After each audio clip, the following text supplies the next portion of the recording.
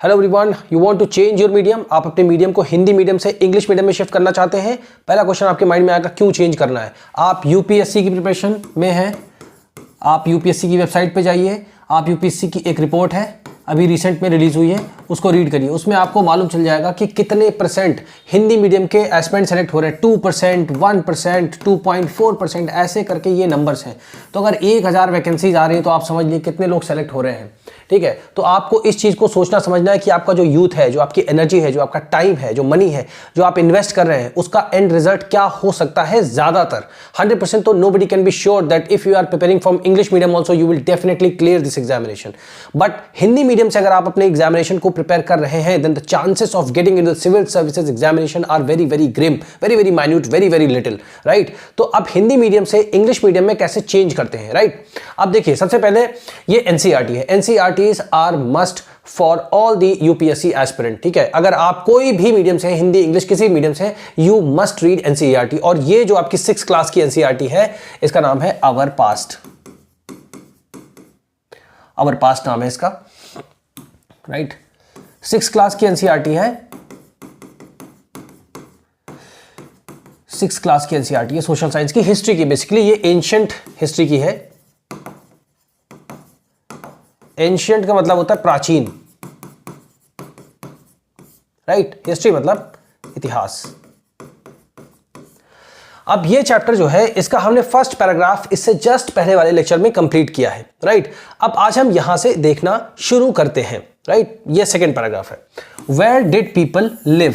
ठीक है, where did people live. अब आपको क्या ध्यान रखना है, ग्रामर अलग से नहीं पढ़नी, इंग्लिश अलग से नहीं पढ़नी, क्योंकि आप अलग से अगर इंग्लिश को पढ़ना शुरू करेंगे, फिर आप वापस जब बुक को पढ़ना स्टार्ट करेंगे तो वहां क्या होता है, वहां पर उन्होंने बता दिया ही के बाद जो भी वर्ब आएगी उसमें एस या ईएस लग जाता है, लग गया। He goes to Australia, suppose करिए। अब आपने ये पढ़ लिया। अब जब आप रीड करने के लिए स्टार्ट करेंगे ना बुक को, तो आप ढूंढते रह जाएंगे ऐसी चीजों को, कहां है कहां है। तो इससे बेहतर यह है कि जो इसके साथ साथ लिखा हुआ है उसको हम समझते चलें। तो बिल्कुल बेसिक से आप पढ़ना शुरू करिए। नंबर 1 बात आती है कि वोकैबुलरी। बहुत सारे बच्चे इसलिए परेशान रहते हैं, वोकैबुलरी। इसको क्या बोलते हैं, वोकैबुलरी। इसका मतलब क्या है, वर्ड मीनिंग। दोनों इसका मतलब होता है, ठीक है। वोकैबुलरी का मतलब होता है वर्ड मीनिंग, आप ऐसे समझो, ठीक है। अब आपको वर्ड मीनिंग अलग से क्यों नहीं याद करनी, उसका रीजन क्या है। जैसे मैंने आपको एक वर्ड दिया, गुड। अब इसका मतलब आपसे पूछूंगा इसका मीनिंग क्या होता है, तो आप बताएंगे अच्छा। बट अब अगर मैं आपसे एक सिंपल सा क्वेश्चन पूछता हूं कि गुड जो है ये तो इंग्लिश का वर्ड है, जो कि यूएस में, यूके में बोली जाती है, ऑस्ट्रेलिया में बोली जाती है, ऐसे जो इंग्लिश कंट्री से वहां बोली जाती है, गुड बोला जाता है। Are you good, yes I am good, ठीक है। तो गुड क्या है, ये एक स्टेट को बता रहा है। स्टेट मतलब होता है अवस्था या कोई स्थिति। अब यहां पे ये जो अच्छा है ना, मीनिंग नहीं है इसका, ये इसका रूपांतरण है, जिसको आप इंग्लिश में ट्रांसलेशन बोलते हैं, जिसको आप इंग्लिश में ट्रांसलेशन बोलते हैं। तो वर्ड का मीनिंग, जब किसी सेंटेंस में कोई पर्टिकुलर वर्ड, पर्टिकुलर मतलब होता है खास तौर पर, जब कोई वर्ड किसी सेंटेंस में यूज होता है तो उसका मीनिंग चेंज होता रहता है according to the context. Context मतलब संदर्भ, किस संदर्भ में बात की जा रही है उस हिसाब से उस शब्द का मीनिंग चेंज होता रहता है। इसलिए आपको जो यहां पर वर्ड के मीनिंग बताए जाएंगे वो केवल ट्रांसलेशन नहीं होंगे, वो उसके मीनिंग बताए जाएंगे। तो आपको समझने में बहुत ज्यादा फायदा होगा और आप पूरी की पूरी किताब को इंग्लिश में पढ़ सकते हैं, समझ सकते हैं, नोट्स बना सकते हैं और आप आंसर राइटिंग भी कर सकते हैं। और आपकी अंडरस्टैंडिंग जो होगी, जो समझ होगी एक इंग्लिश की सही तरीके से, वो डेवलप होगी। क्यों, इसका रीजन ये है कि जो इंग्लिश मीडियम के स्टूडेंट होते हैं, जो इंग्लिश मीडियम से पढ़ाई लिखाई जिन्होंने की होती है, उनकी पढ़ाई लिखाई ऐसे ही हुई होती है। स्टार्टिंग से किसी को वर्ड मीनिंग नहीं याद कराया जाता। ये जैसे यहां पर जो भी कुछ लिखा हुआ है, अब जैसे अलग से आप देखेंगे, फाइंड जैसे कोई वर्ड लिखा है, फाइंड। फाइंड मतलब क्या होता है, खोजना, ठीक है। अगर आपने खोजना लिख लिया, अब मान लीजिए बिल्कुल बेसिक से आप स्टार्ट कर रहे हैं, ठीक है। अब यहां पे लिखा find the river Narmada. The river के साथ में हमेशा आर्टिकल की तरह आता है। तो जब भी आप कोई रिवर का नाम लिखेंगे तो द रिवर पहले लिखेंगे, फिर बाद में रिवर का नाम लिखेंगे। बट हिंदी में इसका उल्टा होता है, आप लिखेंगे नर्मदा नदी, ऐसे लिखते हैं ना। तो ये छोटे छोटे डिफरेंसेस हैं, बट हमें हिंदी की तरफ फोकस नहीं करना भी। हमें हिंदी की रिस्पेक्ट है, हम हिंदी हमारी मातृभाषा है, बहुत सारे लोग बोलते हैं, बट जब बात हमारे ज़िंदगी की आती है तो हमें ये सोचना चाहिए कि जिस मीडियम में रिजल्ट नहीं आ रहा है, 10 साल हो गए, 2013 में सीसैट इंट्रोड्यूस किया गया था, civil services aptitude test, right. अब उसके बाद से अभी तक कितने हो गए, 2024 का एंड होने जा रहा है, 11-12 साल हो रहे हैं। उसके बाद आप हिंदी मीडियम के रिजल्ट को देखिए, कंसिस्टेंटली लगातार ड्रॉप होता चला जा रहा है, और आप अपना मनी, अपना यूथ, अपना टाइम, एनर्जी सब कुछ आप लगा रहे हैं, बाहर आप जाके रूम ले रहे हैं, बड़ी बड़ी कोचिंग्स में जा रहे हैं। मेरा आपसे ये कहना है कि सबसे पहले आप इस तरीके से जो मैं आपको पढ़ा रहा हूं, आप उसको पढ़िए, अच्छे से मेहनत करिए। फिर मेरा एक ऑनलाइन कोर्स अभी लॉन्च होगा, कुछ बहुत जल्दी ही लॉन्च होगा, उस पर पूरा काम हो रहा है, तो उसको खुद से घर पे पढ़िए बैठ के। फिर आप अपने आप खुद ही आकलन करिए, असेस करिए। असेस करना मतलब क्या होता है, आकलन करना। असेस करना, असेस करना मतलब आकलन करना, आकलन करना। आप खुद ही आकलन करिए अपना कि क्या आप इस एग्जामिनेशन की प्रिपरेशन करने के लायक हैं। आपको खुद ही पता चलेगा जब आप 3, 4, 5, 6 महीने किसी प्रॉपर कोचिंग के, और कोई जगह आपको जरूरत नहीं कि 1.5, 2.5 लाख रुपीस की फीस आप जाएं ज्वाइन करने और इमोशंस में भर के। अब आप समझदार बनिए, भीड़ का हिस्सा मत बनिए। आप सबसे पहले अपने आप को 6 महीने टेस्ट करिए। मेरा जो 6 से 8 महीने का जो भी कोर्स आएगा, आप घर में बैठ करके उसको पढ़िए, घर में बैठ करके पढ़िए। वो अभी जल्दी 2-3 महीनों के अंदर लॉन्च हो जाएगा। उसमें सारी की सारी एनसीईआरटीज भी कवर होंगी, पूरी 6 to 11th 12th जितनी भी इंपॉर्टेंट एनसीईआरटीज हैं, विद उसके नोट्स हैं, लाइन बाय लाइन मैं आपको पढ़ाऊंगा, वर्ड बाय वर्ड पढ़ाऊंगा। हाउ टू स्पीक इंग्लिश, को बोलना कैसे है, how we can improve our speaking skill, right. ये सारी चीजें मैं उसमें सिखाऊंगा। Then how we can right. अब जैसे आपने ये पैराग्राफ मान लीजिए पढ़ा यहां से यहां तक, ठीक है। अब इस पैराग्राफ को आपने जो भी कुछ पढ़ा समराइज करिए। समराइज करना मतलब क्या होता है, समराइज करना मतलब क्या होता है, संक्षेप में लिखना। मतलब अब तो संक्षेप में लिखा कैसे जाए, तो वो मैं आपको बताऊंगा कि कौन कौन सी चीजें इस पूरे पैराग्राफ में से इंपॉर्टेंट है या नहीं इंपॉर्टेंट है। हमें एग्जाम को हमेशा अपने माइंड में रखना है कि at the end of the day, जब हम इस प्रिपरेशन को कंप्लीट कर चुके होंगे, या इस प्रिपरेशन को हम हैं इस प्रिपरेशन के अंदर, तो हम किस लिए कर रहे हैं, किस दिन के लिए कर रहे हैं।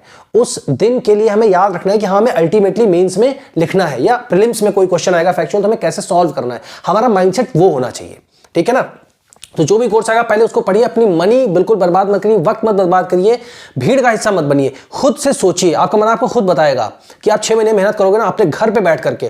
कोई ये जरूरी नहीं कि मैं लाइब्रेरी में ही पढ़ सकता हूं, ऐसे पढ़ सकता हूं। जिसको जो मेहनत करनी होती है उसको मेहनत करने से कोई रोक नहीं सकता, कोई बहाना, एक्सक्यूज कोई किसी को नहीं था। आप खुद सोचिए, अगर आपके अंदर कोई भी ऐसी इच्छा है किसी भी काम को करने की, तो आपको कोई आज तक रोक सका है? आप उस काम को जाकर के कर लेते हो, कैसे भी, कोई भी हो, कैसे भी आप मेहनत करके या दिमाग लगा के, फ्रेंड से हेल्प करके, कुछ भी करके कर लेते हो। बट जब लिखाई पढ़ाई की बात आती है तो फिर आपको माहौल चाहिए, ये चाहिए, ऐसा कुछ नहीं। पहले आप खुद से मेहनत करिए। जब तक आप स्ट्रांग नहीं होंगे ना, माहौल आपको स्ट्रांग नहीं बना सकता। जो दुनिया के बेस्ट जो टीचर हैं, या जो लोग आईएएस ऑफिसर हैं, अगर वो भी आपको ट्यूशन पढ़ाएंगे, आपके यहाँ पे आके पढ़ाएंगे, तो भी अगर आप खुद से नहीं पढ़ते ना, तो नहीं हो पाएगा। इसलिए पहले खुद को मजबूत करिए, ओके। अब चलिए स्टार्ट करते हैं, ठीक है। सेकेंड पैराग्राफ से स्टार्ट करते हैं। सपोज करिए आप हिंदी मीडियम के स्टूडेंट थे अब तक, फर्स्ट क्लास से लेके हाई स्कूल तक, इंटरमीडिएट तक, ग्रेजुएशन तक, कोई फर्क नहीं पड़ता, ठीक है। आज से फ्रेश स्टार्ट करते हैं। ये सेकेंड पैराग्राफ है हमारा, ये चैप्टर का नाम है, ये 6th क्लास की एनसीईआरटी है, उसका फर्स्ट चैप्टर है ये, जिसका नाम है introduction to what, where, how and when. Alright, ये पैराग्राफ हमने कंप्लीट किया हुआ है, आप इसको पीछे वाले वीडियो में देख सकते हैं, जस्ट पहले वाले वीडियो में। ऑलराइट, तो अब देखिए स्टार्ट करते हैं। Second, where did people live. Where का मतलब कहां, डिड, अब जैसे ही आपको लगा डिड, तो आप क्या सोचेंगे, डिड लिखा हुआ है मतलब ये ग्रामर है। बट आपको ऐसा सोचना नहीं है, ठीक है। अभी बताता हूं क्या इसका मतलब निकल के आएगा। वेयर मतलब कहां, पीपल मतलब लोग, लिव मतलब रहना, ठीक है। अब आप लिख लेना इसका मतलब। डिड जहां भी आपको लगा हो, जहां पर भी डिड आपको लिखा मिले, तो आप ये समझिए कि पीछे या पास्ट में कोई बात हो चुकी है,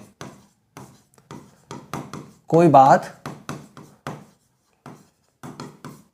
बात हो चुकी है, उसके बारे में बताता है ये बस।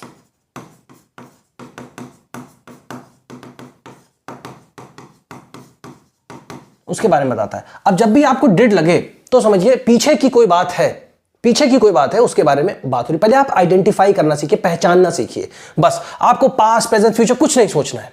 एसएससी की प्रिपरेशन नहीं करें, उसमें अलग लेवल की इंग्लिश आती है, उसमें जो एग्जाम का जो अलग पैटर्न है, ठीक है ना, उसका एक अपना अलग लेवल है, कोई एग्जाम ऊपर नीचे नहीं है, ठीक है। बट हमें यहां जितनी जरूरत है हम उतना सीखेंगे, राइट। अब इसका मतलब क्या हो गया, लोग रहे, तो लोग कहां रहे, लोग कहां रहे।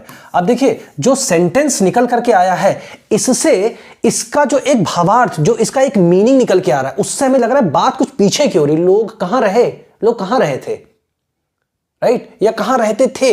अब यहां पे लोग कहां रहे या कहां रहते थे है ना। अब इस लाइन का मतलब ये होता है वेयर डिड पीपल लिव, ठीक है। सिर्फ आप इसको जैसे मैं बता रहा हूं आप एग्जैक्टली वैसे लिखिए, क्योंकि यही सारी चीजें आपकी पूरी बुक में रिपीट होने वाली है हजारों बार। तो ये चीजें आपके माइंड में सीमेंटेड हो जाएंगी, मतलब एकदम मजबूत हो जाएंगी, आपको तुरंत फल में आएगा, अच्छा इसका मतलब ये होता है, ऑलराइट, राइट। अब देखिए जब भी वेयर लगा हो, किसी भी क्वेश्चन में वेयर लगाओ, तो आपका माइंड कहां जाना चाहिए, आपका माइंड यहां जाना चाहिए कि आगे जो भी आने वाला ये है हमारा पैराग्राफ, इसमें हमें किसी लोकेशन के बारे में जानकारी दे। जैसे मैं आपसे पूछूं वेयर डू यू लिव, और इसको कैसे पढ़ते हैं, वेयर नहीं वेयर, वेयर। इंटरव्यू में आपको बोलना है ना जब भी, तो वेयर शब्द का यूज करना, वेयर, वेयर नहीं बोलना है, वेयर, ठीक है ना। तो अभी से आप स्टार्ट करें तो आपकी हर चीज की प्रिपरेशन हो रही है ना, साथ में हर चीज की प्रिपरेशन हो रही है। तो आप यहां पे आपको देखिए वेयर डिड पीपल लिव, लोग कहां रहे या लोग कहां रहते थे, ऐसे क्वेश्चन मार्क हो गया, ठीक है। देखिए यहां पर भी क्वेश्चन मार्क लगा हुआ है, ठीक है, इसका मतलब लोग कहां रहे। अब ये माइंड में आप रखिए कि वेयर की बात हो रही है, तो उसका मतलब कोई लोकेशन के बारे में आगे पैराग्राफ में बात होने वाली। लोकेशन मतलब किसी जगह का नाम होना चाहिए इसमें, है ना, क्योंकि हमारे माइंड में क्यूरियोसिटी होनी चाहिए। हम रीड कर रहे हैं, पढ़ रहे हैं, तो हमको अच्छे से पढ़ना चाहिए कि हमें इस एग्जाम को सबसे पहले क्या करना है, पूरी की पूरी प्रिपरेशन को कंप्लीट करना है। एक बार एग्जाम देना है अपने फुल अटेम्प्ट्स कि हाँ यार मैंने सारी प्रिपरेशन कंप्लीट कर ली, अब मैं एग्जाम देने जा रहा हूं। पता चला लोग का 2-2, 3-3, 4-4 साल तक प्रिपरेशन ही नहीं हो पाती है, प्रिपरेशन ही कंप्लीट नहीं हो पाती, तैयारी ही नहीं हो पाती है। बहुत सारे मीन्स ज्यादा, मैं आपको बता सकता हूं 90% लोग ऐसे हैं जिन्होंने पूरा सिलेबस कभी देखा ही नहीं, आज तक देखा होगा बट याद कभी नहीं किया होगा, उसको एक एक वर्ड को कभी पढ़ा नहीं होगा ढंग से। और 90% से ज्यादा लोग हैं जिनका कभी सिलेबस ही कंप्लीट नहीं हुआ कि हाँ अब मैंने यूपीएससी का 1 साल में 1.5 ईयर्स में सिलेबस को कंप्लीट कर लिया। तो आपका पहला टारगेट ये होना चाहिए कि मुझे अपने यूपीएससी के पूरे सिलेबस के सारे पॉइंट्स को कंप्लीट करना है एक बार, ऑलराइट। अब देखिए यहां पे क्या आ गया, find the river Narmada, find the river Narmada on map first, page number 2। अब इसमें आपको कोई दिमाग नहीं लगाना, देखिए कोई ग्रामर नहीं यहां पे, तो इसलिए ग्रामर का डर निकाल दो कि हर लाइन में ग्रामर है, हर लाइन में ग्रामर है, नहीं। Find the river Narmada on map first. अब देखिए वेयर मतलब क्या होता है, कहां, तो नर्मदा, नर्मदा रिवर के बारे में बात की जा रही है। अब एक चीज और यहीं पर आप सीख लीजिए कि जब भी आपको रिवर लिखना है आज से फ्यूचर में, तो सबसे पहले रिवर, उसमें आपको ऐसे पहले लिखना है रिवर, फिर रिवर का नाम लिखना है, ठीक है, रिवर नर्मदा या रिवर गंगा, ठीक है, या रिवर यमुना, ऐसे करके आपको लिखना है, ठीक है ना। रिवर पहले आएगा, नर्मदा बाद में। और हिंदी में क्या होता है, सबसे पहले आता है नर्मदा, फिर आता है नदी, है ना, बट हमें हिंदी से कंपेयर नहीं करना है, ठीक है। अब समझ गए लोकेशन की बात, तो वेयर की लोकेशन क्या आ गई, नर्मदा। अब ऐसे नोट बनाए थे, अच्छा where did people live, Narmada river, Narmada river, तो यहां लिखा है फाइंड द नर्मदा रिवर, तो फाइंड मतलब क्या है, खोजना, खोजना, पता लगाना, देखो कहां है, ऐसे करके सेंस में देखो कहां है, पता लगाओ कहां है, ऐसे बोलते हैं ना, उसी तरीके से इंग्लिश लिखी होती है एक्चुअली में। तो मैप 1 में ये देखिए मैप 1 में लिखा, और मैप 1 कहां है आगे दिया हुआ, पेज 2। तो हम जाते हैं पेज 2 पे, और ये है हमारा, देखिए मैप 1 यहां पे लिखा हुआ है फिजिकल मैप। अब जो जो इसमें लिखा है बस वही वोकैबुलरी, वही वर्ड मीनिंग आपके लिए इंपॉर्टेंट है, क्योंकि आप यूपीएससी का एग्जाम दे रहे हैं, तो यहीं से तो क्वेश्चंस आएंगे, ऐसे ही वर्ड्स तो यूज होंगे। फिजिकल मैप, तो फिजिकल मतलब क्या होता है, एक तरीके से प्राकृतिक जो भी है चीजें, जैसे हमारी रिवर हो गई, माउंटेन हो गए, है ना, इस तरीके की चीजों को क्या बोलते हैं, फिजिकल। तो फिजिकल सब कॉन्टिनेंट मतलब उपमहाद्वीप, मतलब इंडिया, ठीक है। अब देखिए यहां पे, अब जब आप इस मैप को देखेंगे तो आपको लगेगा अच्छा नर्मदा रिवर ये यहां पे है, ऐसे करके ये नर्मदा। तो जब यहां पर देखें ना, तो देखिए इसी के साथ साथ मैप भी देखने की आपकी आदत स्टार्ट हो जाएगी। तो जब आपको पता होगा, अच्छा first time what river I have seen in the map, so you would be easily able to recall that okay it was the river Narmada that I had seen in the map of my 6th class NCERT that was our past first chapter what where how and when, right. So ऐसे करके चीजें आपको याद आएंगी और slowly slowly आप ऐसे ही English को बोलने लगोगे, राइट। तो यहां पर रिवर नर्मदा, अब आप सोचोगे अच्छा गुजरात ये आसपास बना हुआ है, यहाँ पे गुजरात है, कुछ महाराष्ट्र का हिस्सा है, ये कुछ मध्य प्रदेश ऐसे लग रहा है, तो आपको एक आइडिया लगता जाएगा कि अच्छा इंडिया के जो स्टेट्स हैं वो कैसे हैं, ये थोड़ा सा महाराष्ट्र का हिस्सा है, यहाँ पे फिर कर्नाटका है, या आपका केरला है, ऐसे करके यहाँ पे गुजरात है, ये मध्य प्रदेश है, ठीक है। तो ऐसे आपको माइंड में अच्छा ठीक है मध्य प्रदेश के आसपास है, तो एक जनरल आइडिया लिया आपने, ठीक है। तो इस तरीके से आपने देख लिया कि यहाँ पर रिवर नर्मदा है मैप 2 में। तो लोग कहाँ रहे, लोग कहाँ रहे, फाइंड द रिवर, इसलिए देखो इसको अलग उससे रंग से लिखा हुआ है कि वेयर डिड पीपल लिव, लोग कहाँ रहे। तो इन्होंने सबसे पहले बताया कि फाइंड द रिवर नर्मदा, तो नर्मदा रिवर इसमें इंपॉर्टेंट हो गई, ठीक है। अब देखिए आगे क्या बता रहे हैं, people have lived along the banks of this river for several 100,000 years. ये एक लाइन होगी, ऐसे पढ़ना है आपको। अब इसका पीपल मतलब क्या हो गया, लोग, ठीक है। हैव लिव्ड, अब देखो हैव जैसे आया तो आप ये मत समझो ये ग्रामर है, आप उसको उस तरीके से मत लो जैसे हैव लिखा है।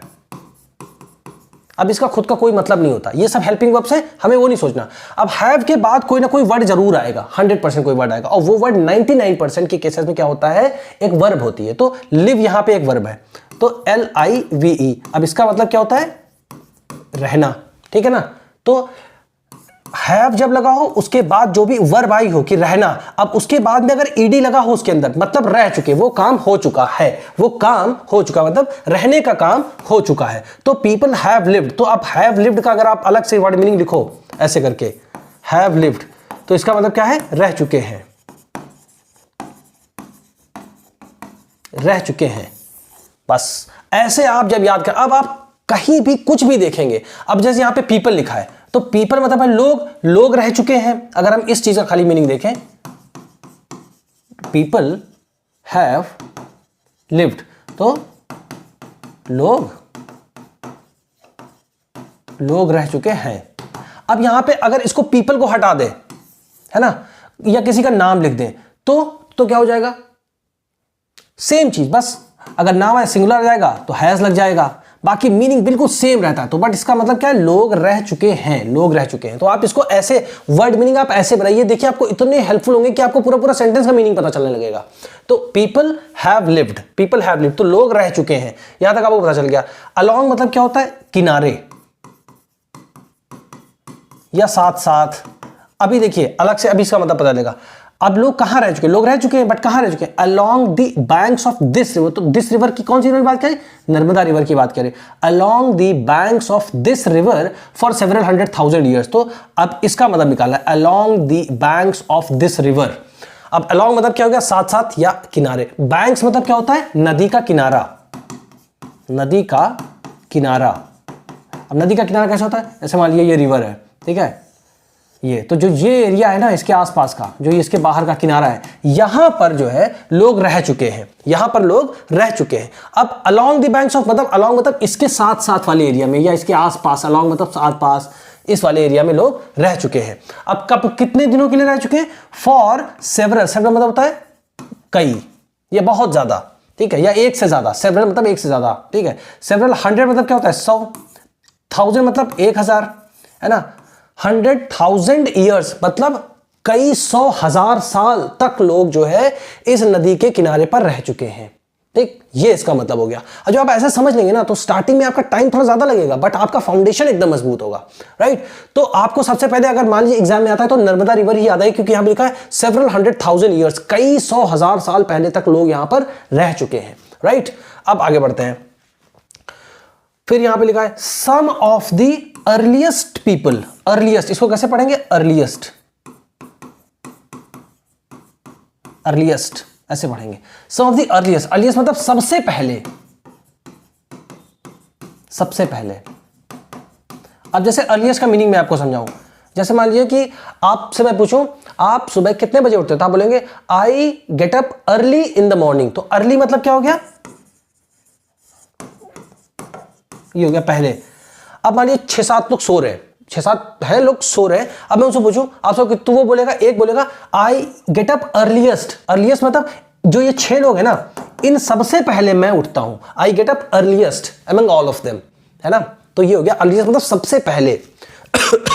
तो सम ऑफ द अर्लीस्ट पीपल, तो जो कुछ सबसे पहले के लोग, जिनको हम लोग क्या बोलते हैं, पूरा पाषाण काल के लोग जो बोलते हैं ना, वो है लोग ये सबसे पहले जो आदि मानव टाइप के जो लोग हुआ करते थे। तो सम ऑफ द अर्लीस्ट पीपल, कुछ जो सबसे पहले के जो लोग थे, हु लिव्ड, अब हु का मतलब यहां पे क्या आएगा, जो।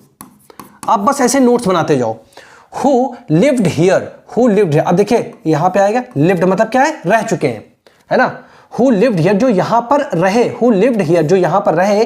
वर मतलब क्या है, थे, एक से ज्यादा, क्योंकि क्या है सम ऑफ द अर्लीस्ट मतलब एक से ज्यादा जब होते हैं तो वर लगता है, और सिंगल के लिए वॉज लगता है। तो क्या होता है, some of the earliest people. तो ये पीपल जो होता है ना, ये प्लूरल होता है, बहुवचन होता है, ठीक है ना, मतलब एक से ज्यादा लोगों के बारे में होता है। तो इसलिए यहां पर क्या आया, वर आया। वर स्किल्ड गैदरर। अब ये यहां पे ये बताया जा रहा, अब ये वर्ड इंपॉर्टेंट है, इस तरीके से क्वेश्चन आपका आ सकता है, स्किल्ड गैदरर। Skilled gatherer. अब स्किल गैदरर का मतलब क्या होता है, स्किल मतलब क्या है, जैसे मान लीजिए आप वीडियो एडिट कर लेते हैं, तो वो आपके अंदर एक स्किल है। आप मान लीजिए कोई बहुत अच्छा काम कर लेते हैं, ऐसा काम कर लेते हैं जो कोई और नहीं कर, वो आपके अंदर एक स्किल है ना। तो स्किल मतलब क्या होता है, कुशलता, ठीक है। और गैदर मतलब क्या होता है, इकट्ठा करना, इकट्ठा करना, इकट्ठा करना। तो वो लोग क्या थे, स्किल्ड गैदरर थे, मतलब वो लोग चीजों को इस तरीके से इकट्ठा करते थे जिससे कि लॉन्ग टर्म तक वो चीजें उनके काम में आती रहे। स्किल्ड गैदरर थे, दिमाग था उनके पास कुछ ऐसा कि चीजों को ऐसे स्टोर करते थे, ऐसे जमा करके रखते थे कि उसका वो उपभोग लंबे समय तक जो है कर सकें अपने फायदे के लिए, ठीक है। तो उनमें से कुछ लोग ऐसे थे जो स्किल्ड गैदरर्स थे। अब स्किल्ड गैदरर का देखिए यहां पे ऐसे डैश लगाया गया है और फिर उसका मीनिंग बताया गया कि अब यहां पे जहां पर भी आपको लिखा हो दैट इज, ऐसे दैट इज। अब इसको शॉर्ट फॉर्म में कहीं कहीं आपको ऐसे भी लिखा मिलेगा, तो ये और ये सेम होते हैं। इसका मतलब होता है जो कि, इसका मतलब हमेशा सेम टू सेम ऐसे ही रहेगा। आप ऐसे नोट्स बनाइए, दैट इज कैसे लिखना है, ये ऐसे दैट इज रहेगा। इसको कहीं कहीं आप ऐसे भी लिखा देखेंगे और इसका मतलब क्या होता है, जो कि, ठीक है। That is people who gathered their food. इसका मतलब यह है कि लोग, अब यहां पे हो का मतलब क्या है, जिन्होंने, जिन्होंने। अब देखिए अगर आप हु का मतलब कौन खाली यूज करते तो फिर आपको बार बार ये सब होता है, या तो फिर आप पूरा प्रोनाउन पढ़ो, बहुत लंबा है वो, तो उसको पढ़ते पढ़ते आपका लगेगा नहीं, हो नहीं पाएगा। बट यहां पे क्या है, नॉलेज आपकी बढ़ रही है, आपको पता चला मैं एनसीईआरटी पढ़ रहा हूं, मैं यूपीएससी के सिलेबस की चीज पढ़ रहा हूं, ठीक है।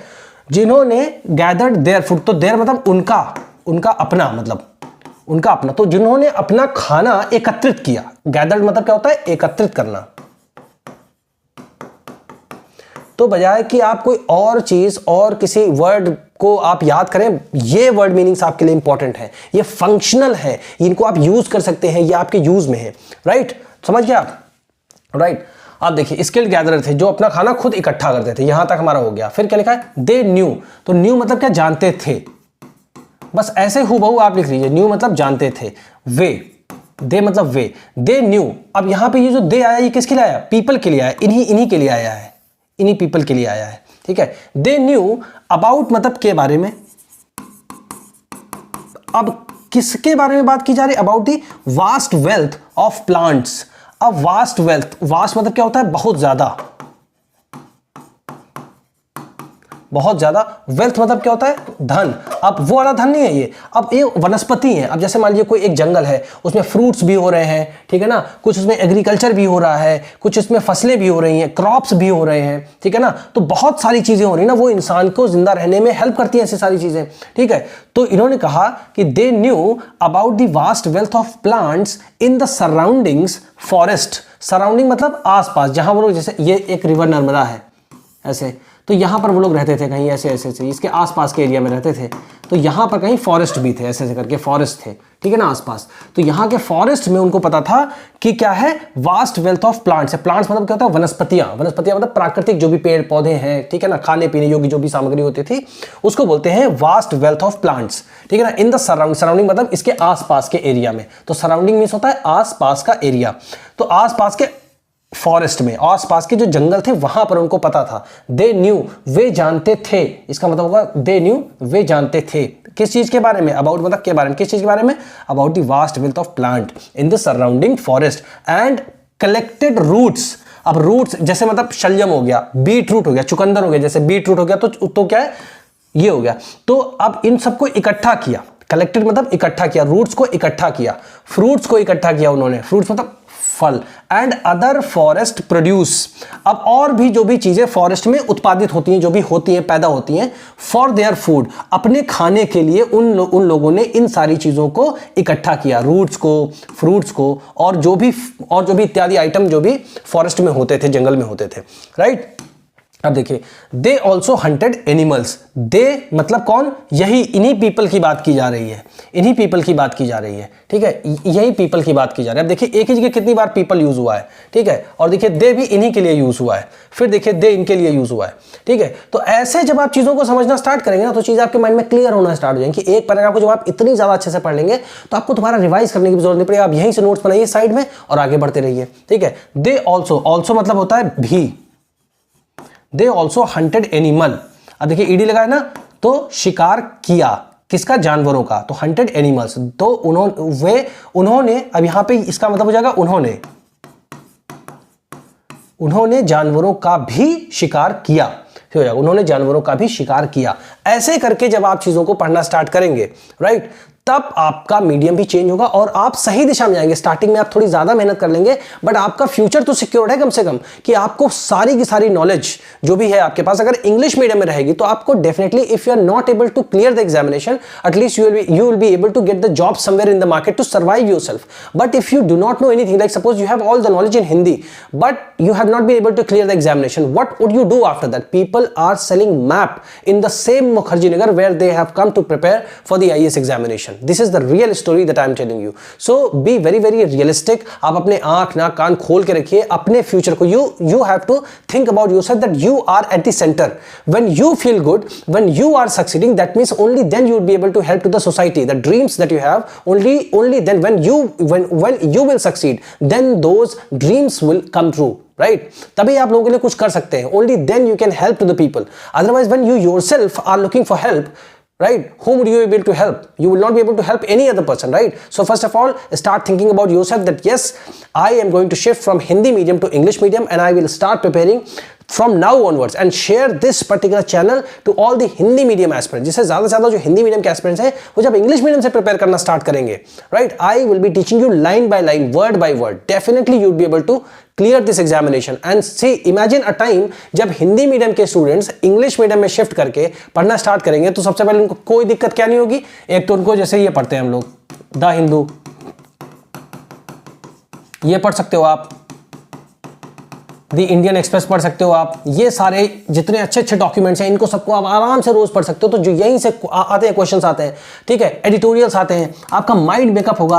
आप सोचिए कि आप रेस में कितना पीछे हो जाते हैं अगर आप हिंदी मीडियम से हैं। अगर आपको कोई मैगजीन दे दी गई, उसमें जो भी एनालिसिस जिस इंसान के हिसाब से आया उसने लिख दिया, आपने उसको पढ़ लिया, तो इसी तरीके से तो नहीं हो रहा है सिलेक्शन, क्योंकि आपका माइंड खुद इतना कैपेबल है, इतना सक्षम है कि आप सही से निर्णय ले सकते हैं। हर चीज को पढ़ के उसका खुद का आप सही कंक्लूजन निकाल सकते हैं। तो आप अपने बारे में सोचिए, केवल अपने बारे में सोचिए, एकदम सेल्फिश हो जाइए, बिल्कुल स्वार्थी होकर के आप सोचिए कि मुझे यूपीएससी का एग्जामिनेशन निकालना है सबसे पहले मेरे लिए, उसके बाद आप सोचेंगे कुछ भी करने के लिए, right. So share this particular channel among all the Hindi medium